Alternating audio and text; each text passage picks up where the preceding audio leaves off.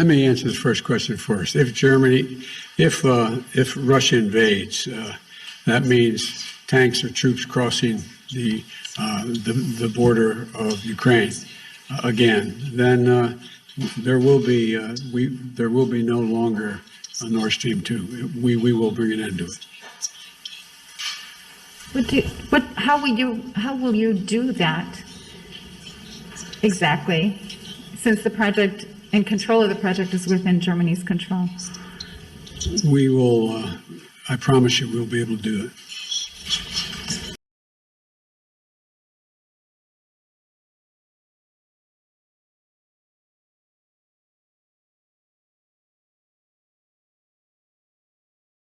Let me answer the first question first. If Russia invades, that means tanks or troops crossing the border of Ukraine again. Then there will be no longer a Nord Stream 2. We will bring an end to it.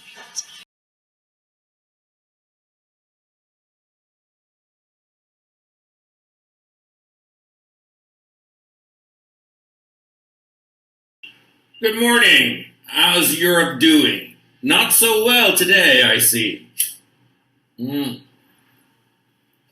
I woke up this morning to hear about how Nord Stream 2, the pipeline that goes from Russia to Germany through the Baltic, well, I heard that Nord Stream 2, the gas flow, or the flow, because there is no gas going through it, but the pressure thing, well, basically, somebody sabotaged it. Yeah. And then within like just a few hours after that, Nord Stream 1 also got sabotaged. So this means that because of the sabotage, even if all of a sudden magically the Germans and the Russians got to be buddy-buddies, there is no way for Russia to send gas to Germany anymore. And that's off the table forever. Because the sabotage, as I understand it, and it was indisputably sabotage, and I'll get to that in just a moment, well, the sabotage, the damage apparently is such that it's not going to be like a weekend job that they can fix it. Oh, no. Apparently it's going to be at least months, possibly years, before this can get fixed. Because seawater entered the system. I mean, it caused a whole mess. And it wasn't the little fishies that nibbled through the pipeline and made a hole in them. No. It was sabotage, okay? There's never been something like this happen before in these pipelines, in any of these gas pipelines that are underwater. The only way to do this is to have an explosion underwater that punches a big old hole and wrecks the pipeline. And that's basically what appears to have happened in both of the pipelines within a 12 or 24-hour period. So, we have a murder mystery. Somebody killed the gas pipelines, and we have a room full of suspects. And who are the suspects? Who are the players? Well, the players you got here, you got the Russians. Of course, they're evil Russians. You got the Germans, the victims, but maybe they did it, maybe murder of Roger Ackroyd, something like that kind of thing, right? You got the Ukrainians, and you got the Americans.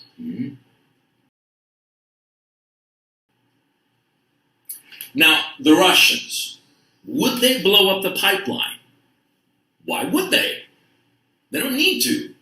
Because, as I understand it, these pipelines are so deep that you need submarines to actually be able to do this job of sabotage. You can't do it with divers. It's too deep, as I understand it. I could be wrong, but let's assume that that's the case, okay? So you need a submarine to be able to do this damage, so why would the Russians do it? Because, the Russians, they're the ones supplying the gas. And back in Russia, they've got this tap, it's a little thing. I've seen pictures. Righty-tighty, lefty-loosey. And all they have to do is, righty-tighty, no more gas. They don't need to blow up anything. I mean, they certainly have the submarines to do it. They have the means to do it, but they don't have the motivation to do it.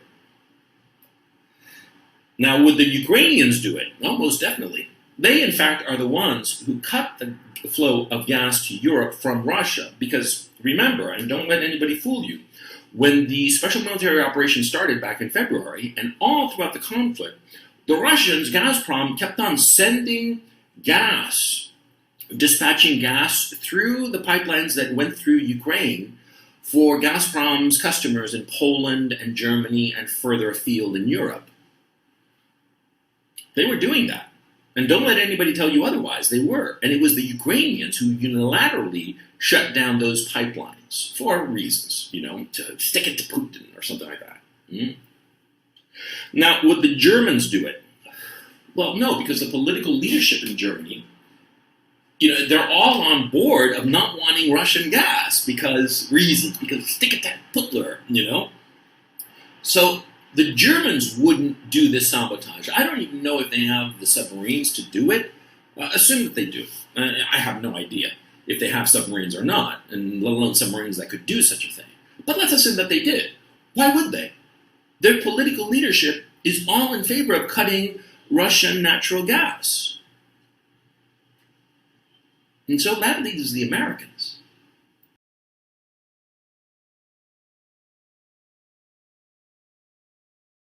Then there will be no longer a Nord Stream 2. We will bring an end to it. The Americans, unlike the Ukrainians, for instance, the Americans have submarines that could do such a thing. Ukraine doesn't, so they couldn't be the ones who did it. The Americans sabotaged this pipeline. I mean, we're all adults, okay? Who is it going to be? France, the UK, India. India is going to send one of its submarines all the way from India, all the way to the Baltic Sea to sabotage this. Come on. It was the Americans who did it. They have the means, and they have the motivation. And what would be the motivation? Well, if there's no Nord Stream 1 or 2, there is simply no way for gas, Russian gas, to flow to Europe for the foreseeable future. And that, of course, means that there is no way for Germany and Europe to make an agreement with Russia. Now, of course, this is incredibly stupid. Because, the Europeans, they're not fools, or they're not total fools at least. They're going to realize that the Americans did it. Everybody's going to realize this. It's obvious. And so, what you have is that the Americans, in order, in some misguided way, to disincentivize the Europeans from ever negotiating a ceasefire with the Russians, they blew up this lifeline to Europe. They blew up the possibility of any gas flowing from Russia to Europe. There's a famous story that Cortez, when he arrived in the New World, he burned his ships to motivate his men. You think that that's crazy, but, desperation is a powerful motivator. And that's why Cortez did it. I think that the Americans, in some idiotic and misguided sense, thought to themselves that if they blew up the pipeline, there would be no way for negotiations to happen between Europe and Russia.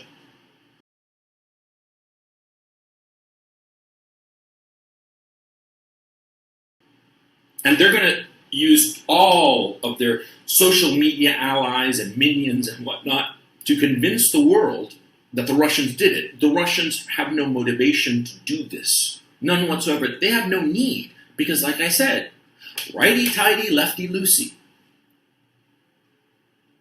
The Americans did it, and by doing this, they have killed the European economy.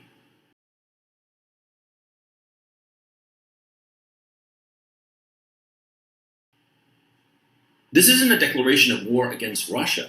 This is the American declaration of war against Europe. They want Europe to suffer. And I'd always thought to myself before this moment that the Americans were basically just thinking to themselves, we want the gas from Russia to Europe to stop because it'll help put pressure on the Russians. I never truly thought to myself that the Americans would be so cavalier and so evil, and I don't say that word lightly, that they would be so evil and cavalier as to try to deliberately kill the European economy.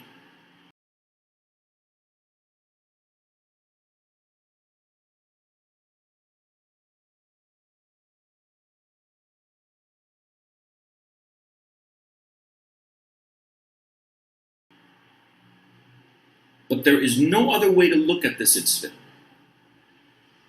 The Americans did it because they have the means and motivation to do it. And the German economy is going to suffer. And that means the European economy. And what does that mean? It means that the people of Europe are for sure not going to have any gas during this coming winter. No gas means no fertilizer, means no electricity, means no heating. And no fertilizer, of course, means no food. We're still facing a very dark winter.